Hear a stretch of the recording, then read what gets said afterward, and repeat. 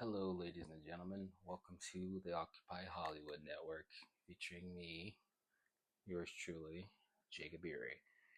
We are back at it again with another movie review. Um, what was I gonna say? Okay, so back when I was first trying to figure out all this filmmaking, film director, writer director, screenwriter things out, I was a lot of times I was trying to figure out what cameras I should buy, right? So what I came to find myself doing is I would go on YouTube, search like insert camera name short film, insert camera name feature film, insert camera name whatever. And there's a lot of great cameras that have a lot of really good qualities to it.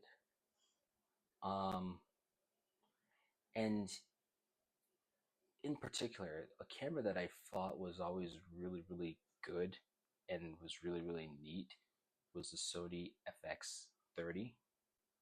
It's a really good camera. It has a really nice sensor, gets really good dynamic range. You can get easily get the film look. Um, you can get something really cinematic per se, huh? The Secret Life of Walter Mitty. When I think of this movie, I think I've seen this movie like 3 times. When I think of this movie reminds me that you could really make something very, very um, that can be really, really well received or become potentially popular. I think even though I think Secret Life of Walter Mitty is like a cult, it's not a cult classic, but it's very niche or a niche thing. Um, but this movie, when I think of this movie screams to me, you can make something really, really good, of really, really high quality if you just put your mind to it. Now, Ben Stiller, right? This movie stars Ben Stiller as Walter Mitty. Ben Stiller is a great actor. You know, Zoolander, Night at the Museum, all these different like rom coms that he's in. He's a very good actor. Um, the thing that I want to talk about with this movie is, you know, talk about pop culture. I talk about the different factions, movies, TVs, or TV, video games, music, comedy, comics, novels, animation, right? In particular, when we talk about Hollywood, there's a lot of different people that are involved when it comes to the process. I one of the things that really draws me to Hollywood is the process, and I think that's why a lot of people, whether they're behind the scenes or behind the camera or in front of the camera, they really love the process. Not saying they love how these bigwig studios behave and like treat them. It's a wholly different story. But there's a lot of people involved, from the crew members, the cinematographer, the Foley artist, the composer, the actors, the directors, the writers, the Hollywood executives. When I think of the Secret Life of Walter Mitty, I'm gonna tell you guys this, and this is something that people, you know, working in the industry and being involved and around these people as much as I have. This movie is a really good like example of two different things. So the first thing I already said, which is you can make something really, really good if you just put your mind to it. Because this is nothing anywhere near like Star Wars or Lord of the Rings, all these fictional things. It's nothing anywhere near like even something as big as what's more like nonfiction stuff. Saving Private Ryan, Pearl Harbor, Armageddon, all this stuff. It's nothing like that. But the other thing, just like that, I think this movie does really, really well. And I don't remember if I was talking to someone about this, but I don't remember if someone said that a lot of the acting in this movie was improvised. I don't remember if we had that discussion. This might be me making it up or a Mandela effect. I don't know. But regardless, the acting in this movie is like really, really good, and all actors or people who want to learn more about acting or like mimic acting or practice their acting should really take notes from this movie. And I wrote down some things of what I think this movie does really good when it comes to the acting and the performances. So, um, I dropped my pen.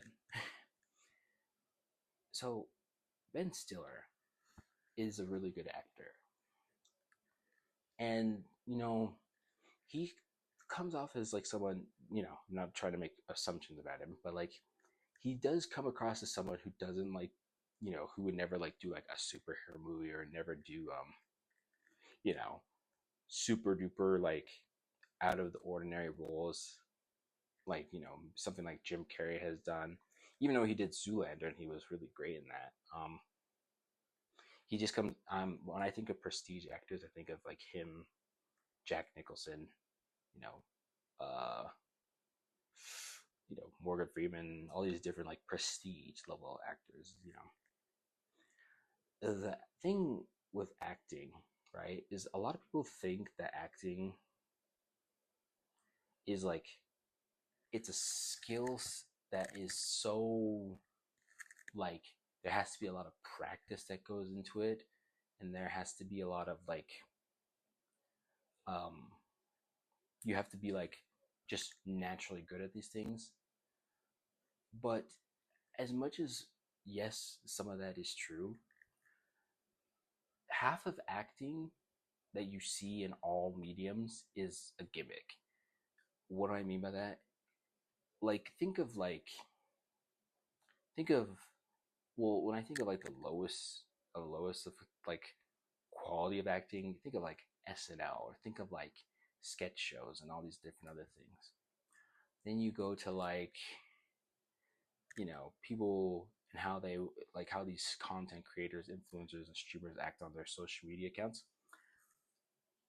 Let's be honest, they're kind of just putting on a front, and there's like a level of like acting, quote unquote, that they're doing. And bear with me, just like bear with me. When you get more and more up to the like ladder of like quote unquote acting, you really shouldn't think of acting as like this like skill that only um so few people can obtain or so people can master, and um that there's really like one way to go about it. Acting is a lot like art. Like when I mean like art, like drawing with like a canvas and stuff. There's so many different ways you could go about it, and what is classified as good acting or bad acting, it could range from so many different things. So like when you think of like a canvas, right? And you're drawing like some like Pablo Picasso kind of art, or you're drawing like some kind of Spider-Man comic book art, or you're drawing like some kind of like abstract like art that you'd see in like an art gallery. With there being 8 billion plus people on this planet, whenever people say like, oh, like I don't think he's a good actor, or oh, I think he's such a good actor. No, here's the thing. Let me backtrack. When I hear people say someone's a good actor, I really like take that to heart, and I try to like observe how I view acting, the perspective I have about it is I try to see what are they trying to say without actually articulating what they mean. Because there's so many different ways an actor could be. Like you have the actor who could be like um, the naturalistic kind of acting. You could have the actor who's like the method actor or the Meisner technique or the Chubak technique. I think that's what it's called. Um, and then the improv, which is always very leads to various good outcomes. But I feel like Secret Life of Walter Mitty, the acting that happens in it is a really good example of like if you don't really know like how to act, or like you just think that you don't know how to approach it, take my word seriously. It's you have to view acting. No, you don't have to, but I recommend viewing acting just like how you would like the different kinds of art styles that you see, like these concept artists and these people like on ArtStation or DeviantArt or Pinterest doing. Because good acting, there's many different types of acting, and they could all be classified as good. It's just a matter of what type of person you are, how you present yourself, and then obviously like the secondary level skill sets like the eye acting, the um mannerisms, the your comedic timing, your vocal technique, your how you interact with like the other actors. And then mostly a lot of acting, you primarily one of the things I've constantly heard and from acting coaches or script supervisors and different people like that is that you need to have like a reaction, like you need to react to like your surroundings and interact with them. And then the more you think less about it as acting and just more of like interacting, then you'll start to like see improvements of like how you can approach this stuff. The Secret Life of Walter Mitty. Why did I say it like that? The Secret Life of Walter Mitty. Mitty. Maybe I should say that kind of word. But it's a really good movie. Um, what do I mean by good? Is it is it better than like Spider-Man 2? No, but like it's not. It definitely is a movie that is like worth watching. Um, some people might find this movie boring just because like this is there a lot going on for it? Mm, not really, because there's just Walter Mitty and then the other guy that like he's like you know having these visions and interactions with, and then like his like coworkers and whatever, or the people closest to him. But if I had to criticize this movie, like what would be like a valid criticism of this movie? I think this movie could have had more characters. I did mention in my Cool World interview that Cool World had suffers from this thing that I've noticed in movies where like empty space and there's like space not being filled, or like it would no, it's totally different. It's like this paradoxical oxymoronic thing I was talking about. Um, so you have to watch that review if you want to know what I mean. But like I think this movie could have um had a few more, you know, whether it be a nobody or total big shot. It could have had more characters, not just like characters for the sake of characters, but like characters that like kind of add more conflict and or maybe would act more as ops to Walter Mitty. And I think that's the only thing I have as a valid criticism towards it. But it was a good movie. Um, and like I said, there's a lot. Me personally, I think you could learn a lot from it because I personally learned a lot from it over the years that I've kind of just been like going about this whole career stuff, trying to be a screenwriter and then like a director and stuff. But yeah, it's a what would be my rating?